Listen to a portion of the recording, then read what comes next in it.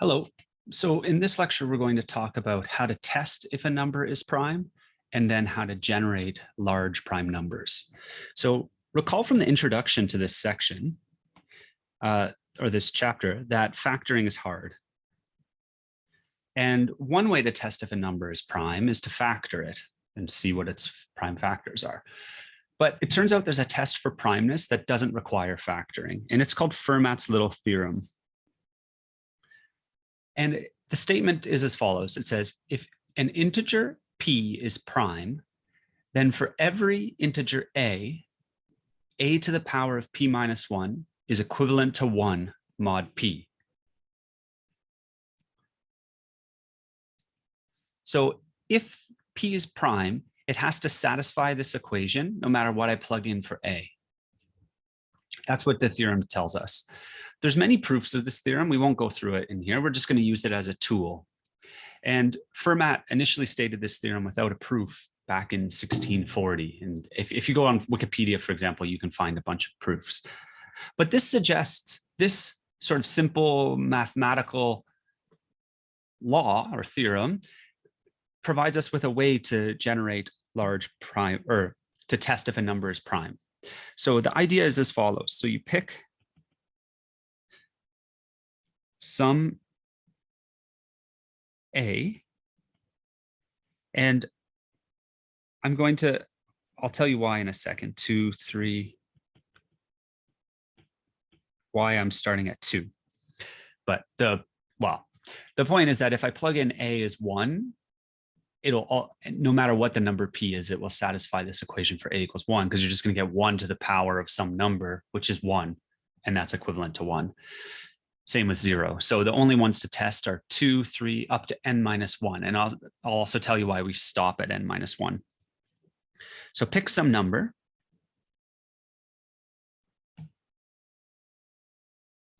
Then I do my check. Is a to the power of, let's say we're testing a number n minus 1, equivalent to 1 mod n.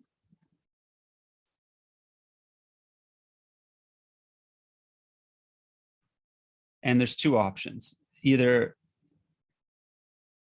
so this is a question, and if we get yes, then we say the number is likely prime. Right? If it's prime, then it satisfies it. But the fact that it satisfies it doesn't necessarily tell us it's prime. So on the other hand, if it doesn't satisfy it, well, we know it can't be prime, right? Because if it's prime, it has to satisfy this equation for any a. So no, then we can say not prime.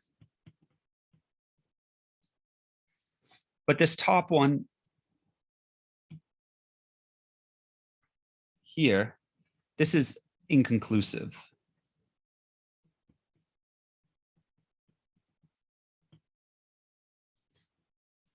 All right, we've gained some evidence that it's prime, but that's the way this test works. So, and this, I guess, just to label this box, this is Fermat's test here.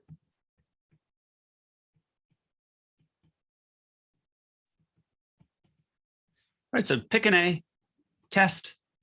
If it passes the test, then it's still a candidate to be a prime number. If it fails the test, then it's definitely not a prime number.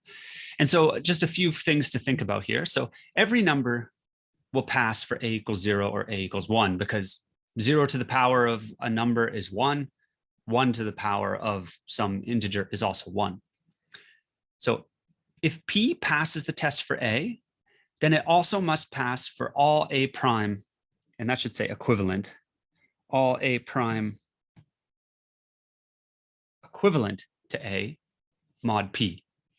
And so because of that, you only have to test for numbers from 2 to p minus 1, right? This follows from our substitution rules. And in assignment 1, you've been working on something like that. So only have to test numbers 2 to p minus 1. If p does not pass for some a, then it's definitely not a prime number. If p passes for all a, then it may be a prime number, but it may not still. However, there are very few numbers that pass this test for all for all A, but are not prime. So rare numbers that are called Carmichael numbers that are composite, but pass for all A. But as an example of the 10 to the power of 9, 2.5 times 10 to the power of 9, for like of all numbers less than or equal to this value, only 20,000 composite numbers pass the test for A equals 2. That's just for one value of A. The number that pass it for all A is much, much smaller. I don't actually know what the number is. But this then tells us a very good way to test if a number is prime. The idea is the following. Pick a number A between 2 and n minus 1 at random, right? We already know we're trying to test if n is prime. So we pick between 2 and n minus 1. We run Fermat's test. If it passes, we return it's likely prime. And if it fails, we definitely know it's not prime. And so then we can ask, how likely is it that this algorithm returns the likely prime when n is actually not prime? And there's a nice property here that can help guide us for that. And it says, if the number n fails the test for some A, then it must fail for at least half of the A's. So let me just read it first. So if A to the power of n minus 1 is not equivalent to 1 for some A, relatively prime to n, then it doesn't satisfy for at least n over 2 choices of A. So if a number fails the test,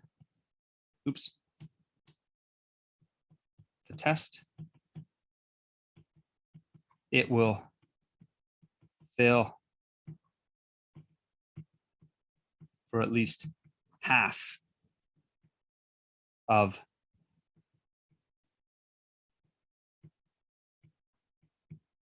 the values of A. And so that means when I randomly pick an A, if this number is going to fail the test, then with probability a half, at least, I've picked an A for which it fails the test. And so that means that testing has the following behaviors. So the probability that the alg returns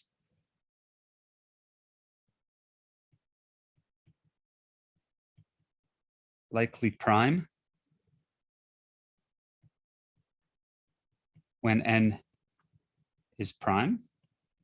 Well, think about that. So if the number truly is prime, then how likely is it that it will return that it's likely prime? That's going to happen with probability 1, right? Because if the number is prime, it passes the test for all A. So this is equal to 1.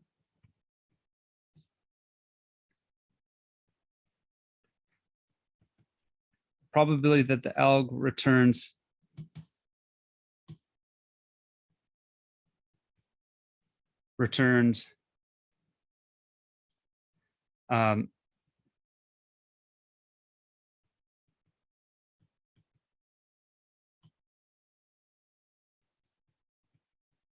likely prime when n is not prime is less than or equal to a half. And it's actually much less than this. So this is kind of like a false positive, this second line, right? We never get a false negative. We never declare a number is not prime when it actually is prime. That doesn't happen. But a false positive, we think it's prime still, but it's actually not. That can happen, but the probability of it is less than or equal to half when we just use one value of A to test. And so this suggests a way to improve it, right? What if we just randomly select k different values of a to test? And so this is our function primality 2. We take in an integer that we want to test if it's prime, and we pick k different values of a between 2 and n minus 1. And if it satisfies Fermat's test for all values, then we return yes, right? This one we return prime. And otherwise we return not prime if it failed for some value. And since for each value a that we test, the probability is at most a half that it passes when it's an imposter, when it's not actually a prime number, the probability that a non-prime number passes for all these values is going to be 1/2 to the power of k, right? So the probability that primality 2 returns yes when n is not prime is less than or equal to 1/2 to the power of k. And so you can see if n is large, and let's say k is 100, we test with 100 numbers, the probability of incorrectly declaring a number as prime when it's not prime is about 8 times 10 to the minus 30. So like negligibly small. So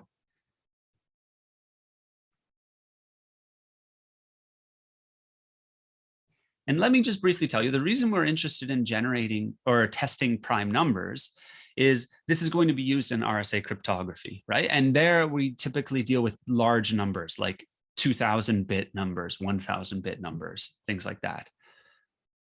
So we now have a way to test with it's not 100%, but it's very close to being 100% correct, a way of generating large primes.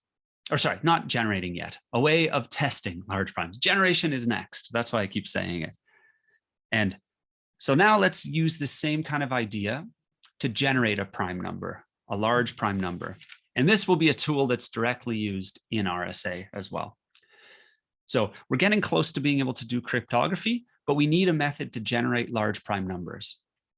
And there's a nice theorem. Again, we're just going to use it as a tool. We don't have to try and figure out how to prove it in this course, which is called Lagrange's prime number theorem. And it says, let pi of x be the number of primes between 1 and x. So this is just a count. It counts how many prime numbers are there between 1 and, let's say, when x is 100, pi of 100 is how many prime numbers are there between 1 and 100. Then pi of x is approximately x over the natural log of x. And more precisely, this becomes exact. So the number of primes divided by log x. Sorry, there's a typo here. This should say in the denominator, sorry, let me cross this out and should say that the limit as x goes to infinity, it's the ratio between these two expressions. So pi of x over the natural log of x. That tends to, or that actually equals 1.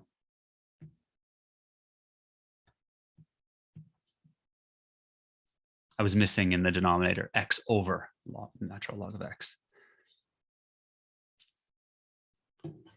So, okay, it seems kind of like abstract, potentially. Not clear maybe why I'm even telling you this, but the whole point is that it tells us that prime numbers are abundant. There's a lot of them.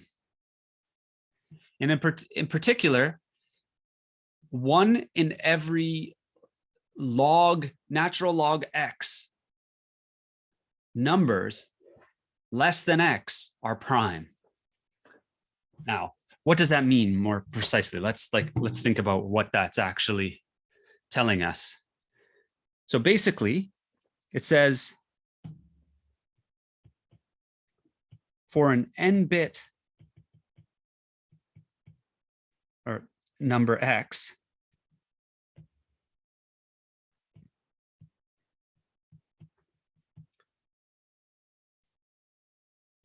the natural log of x is roughly equal to n. Right? To convince yourself of this,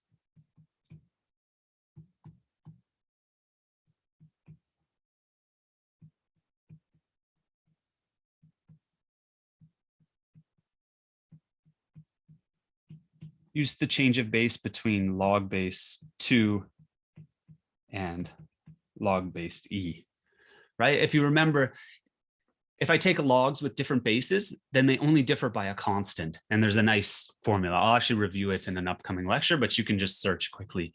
So an n-bit number is as big as 2 to the n. And so if I take the log of 2 to the n, log base 2 of 2 to the n is n. Log base e of 2 to the n is also pretty close to n. It's just a small, like some constant times n. So that means that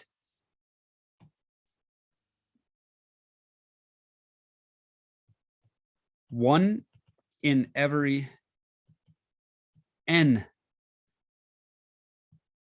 numbers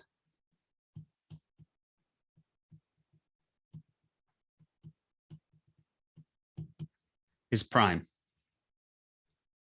So for example, if I want to generate 1,000, or if I'm thinking of 1,000-bit numbers, one in every 1,000 1,000-bit numbers is a prime number, roughly speaking. And so that then gives us a way to generate large prime numbers. And it's dead simple. What we do is we just pick a random number. We test if it's prime using our primality test. If it is, we're done. If it's not, then we just repeat. And we do this over and over again until we hit a prime number. Right? And so in each step, our probability of success is about 1 over n. So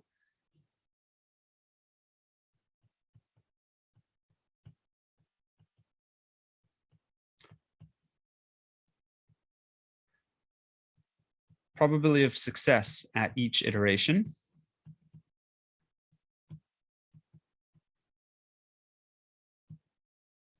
is about 1 over n. And so the expected number of times this algorithm will run, this while loop will run before we finally hit a prime number is just n times. Even if we're trying to generate a 2,000-bit prime number, this for or while loop runs 2,000 times, which isn't terrible, right?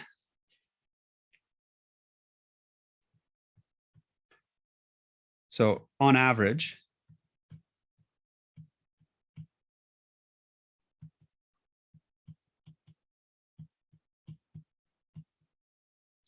halt in big O of n rounds. And as we said, the probability that a composite number sneaks through is like negligibly small, as long as in Primality 2, we use, let's say 100 different values of A. And actually in practice, like I mentioned it above, for A equals 2 alone, only 20,000 numbers less than a billion pass for just A equals 2. So even the probability of a number sneaking by, if I only were to be lazy and test with just A equals 2, is very small. And if I instead test for like 100 different ones, the probability that something sneaks by is very small. And so this is our method for generating large prime numbers. The main computation is Primality 2. In that, the main computation that we have to do is modular exponentiation, right? And so you have to go back to that modular exponentiation algorithm, which is going to be n cubed, I think, in runtime. And then you have to run that on average about n times. So there are more efficient algorithms for generating prime numbers, but this is sufficient for us. And we'll be able to even implement this in the second assignment and kind of get an idea as to what's going on. So I'm going to stop there. Next lecture, we'll cover RSA cryptography. We now have all the tools we need to put it all together and present the cryptography ideas. So thanks. I'll see you in the next lecture.